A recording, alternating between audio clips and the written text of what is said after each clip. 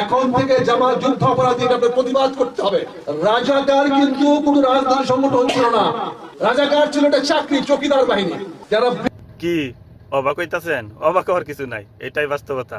এই যে কথায় আছে না যে একজন মুক্তিযোদ্ধা যে কোনো টাইমে রাজাকার হইতে পারে, কিন্তু রাজাকার কখনো মুক্তিযোদ্ধা হইতে পারে না, এটাই প্রমাণ।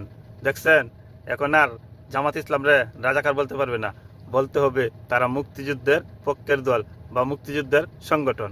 কারণ তারাই বর্তমানে 24 সালের পরের থেকে তারাই মুক্তিযোদ্ধা, আর মুক্তিযোদ্ধারা হয়ে গেছে রাজাকার, এটাই তার প্রমাণ।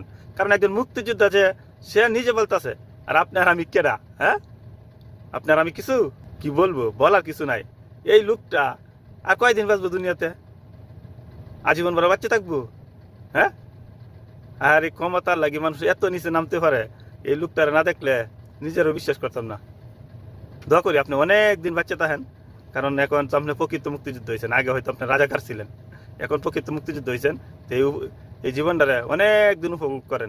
আল্লাহর কাছে আমি তো করি আপনি আরো 100 বছর বাচ্চা থাকেন, যাতে আপনার জীবনটারে সুন্দরভাবে উপভোগ করতে পারেন। কারণ আপনার জীবনের এখন আহুতি মিশছে না, এই জন্য আপনি এখন কোন জায়গায় গেছেন আমি বলতে চাই না, আপনি নিজে নিজে চিন্তা করেন।